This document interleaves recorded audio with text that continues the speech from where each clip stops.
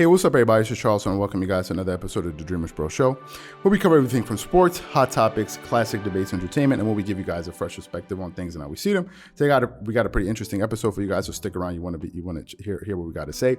But before we do that, make sure you go ahead and hit the like button, hit the subscribe button, and hit the notification bell to be notified whenever we drop our content. Anyway, let me get into this topic here, and I'm going to have a lot of fun with this topic here, as I always do, right? I'm always having a good time.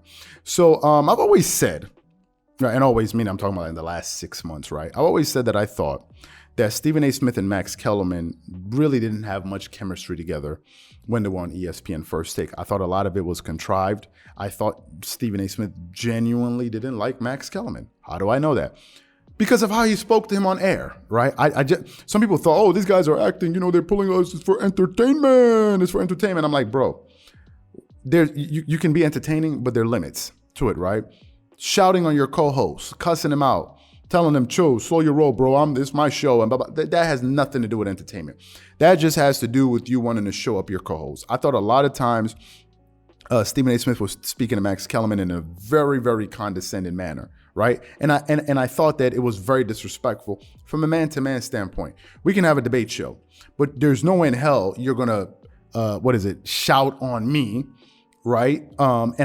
And I'm married. I'm a grown man over 30, 40 years old. I have kids. My wife is going to see another dude that I'm working with shout on me on TV. Am I high? Have I lost it? No. I would say, listen, and this could be Max Kellerman and Kendrick Perkins. Kendrick Perkins is a 7-foot dude. I'll say, listen, bro, after the show, we're going to have to talk. If we need to go into a room and we need to fight, you can beat me up, whatever it is. But guess what? You ain't going to talk to me like that. It ain't going to happen. It's not going to happen. It's not going to happen. And for whatever reason, that went on for the longest time. Right? And ultimately, it did reach a breaking point where we found out that Stephen A. Smith didn't want Max Kellerman on the show. He had been proposing for years to get Max Kellerman removed from that show. And ultimately, he got his wish. And it became glaringly obvious that he didn't like him. These guys had no chemistry together. And it was just it wasn't a good fit. Although they were getting the ratings, behind the scenes, things weren't working out. But yesterday, I was watching an episode of Undisputed. And they were a segment, and they were talking about the Russell Westbrook trade and how he's performed with the Lakers over the last, the last 2 preseason games, right? They were discussing that.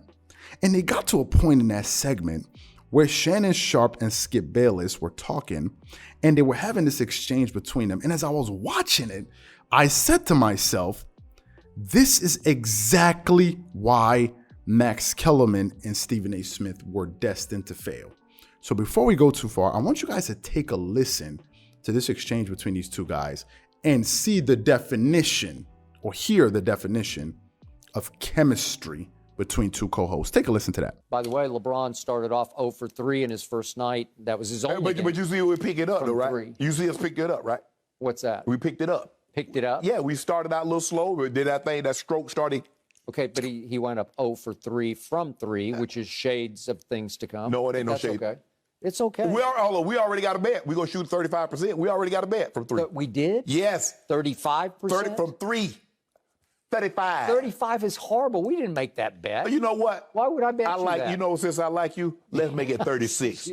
Let's make it 36. No. It's 37. Well, do something that's 37. credible. 37. 37? He'll shoot 37% from the 3. All right, I'll give you that. I'll give you 37. Well, I thought we did a free throw line bet. We did. Which is? You got to shoot 70%. You said you're going to shoot 70%. 70? I thought you said 75. No, we go 72. We'll split the difference. But what is this? Revisionist history. 72. Well, let me just give you cases back. No, Skip, okay? you said the last 3 years, he's been under 70%. Well, he has 4 of the last 5 years. Okay, well, 72 is good. 72? Yes. I'll do 73. All right, 73. 73, and what do we say from 3? 37% from 3. 37, okay. Yep. He has to be that or better, right? 36.8 is 37. No, it's not. It's under 37. Skip, you have to be exactly 37, Skip, exactly 73. They round up. Anything above 5. Well, we're not rounding on this. This is 73 or better, 37 or better. And that's fine with me, but again, all right, I do your problems are much bigger than LeBron's shooting woes because your problems are, it's just... Now, in that clip, I think it perfectly exhibits the natural chemistry that Skip Bayless has with Shannon Sharpe. Nothing seemed contrived. It all seemed natural.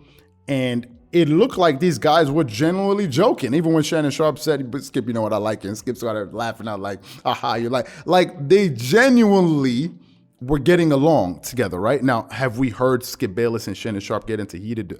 Absolutely, I've seen some of them when they got really heated. But I never thought it was about the person. I always thought it was about the topic.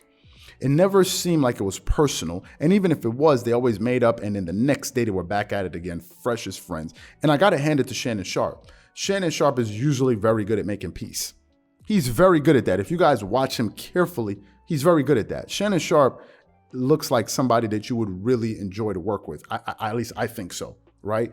If you watch a lot of their segments, even in the beginning of the show, you know, when it's come to dap, when they do that, when they pump fists, Shannon Sharpe is usually the first one to do it, right? He's always the first one to extend the olive branch. And I like that about him, right? Because it seems as if he wants to have a perfect working relationship, but he's also said in the past that, listen, if I understand it, me and things, and I'm working with somebody and he's like, we can work perfectly together, but after that, we don't have to talk, right? Shannon Sharpe is also good with that, but I want to credit him there because I think he does a very, very good job at that. Another thing is we all know that Skip Bayless is the big fish on the show. He's the big wig. He earns the more money between these two people. So he's the bigger fish, and he's the one that vouched to get Shannon Sharpe on the show. But with all of that being said, he still treats him like an equal on the show. He still treats him like a complete equal. I have never heard Skip Bayless talk down to Shannon Sharpe the way Stephen A. Smith spoke down to Max Kellerman, and maybe because Stephen A. Smith felt like he was just the bigger guy, right? But on ESPN, on Undisputed, they're never yelling at each other like they did on ESPN First Take. And for me, I just thought that at the end of the day, Stephen A. Smith's ego was ultimately the reason, or his fragile ego was ultimately the reason Max Kellerman had to leave that show. For me, I think Skip Bayless is an extremely self-confident person. Why is that? Shannon Sharpe is a celebrity. He's a Hall of Fame football NFL player. And with all of those things, Skip Bayless is still secure enough in himself and his abilities to not feel threatened by Shannon Sharpe. He's not threatened by him because he knows what he is. He knows who he is. And I thought the saddest part, with the Max Kellerman and Stephen A. Smith situation was Stephen A. Smith was more successful than Max Kellerman in the business. He made more money. He had more clout. But nevertheless, he still felt threatened by this guy in some way. And I thought that was a bit sad and ironic. Like, really? You're the big wig, you're the face of the network, and somehow still you felt as though, some people said, he felt like Max was, like, really? Who cares? People have their strengths. This guy may be taller than you. This guy may be better looking than you. This guy may be faster than you. Whatever it is, right? But it doesn't mean that you don't have your strengths. We all have our flaws, right? And that guy that you're looking up to will be looking at the next guy saying, man, I wish I had. That's just reality. So to me, I thought it was strange, but I just think Skip Bayless is an extremely confident person who doesn't have a lot of insecurities. And I think it's also one of the reasons that allows him and Shannon Sharpe to work really well together. And I think Shannon Sharpe does a masterful job of, keeping that relationship fresh and with his humor. And yesterday when I saw that clip, I said, man, this is the perfect example as to why those guys didn't work out, because to me, that was a perfect example of chemistry. So what I want to know from you guys is, what do you think about some of the things that I said? What do you think about the chemistry between Shannon Sharpe and Skip Bayless? Whatever you guys think, please leave your thoughts and comments in the comment section below. Again, if you enjoyed the video, be sure to make sure you go ahead and hit the like button, hit the subscribe button, and hit the notification bell to be notified whenever we drop our content. Once again, this is Charles here from Dreamerspro. Wishing you guys an amazing day and catch you guys on the next episode. Peace.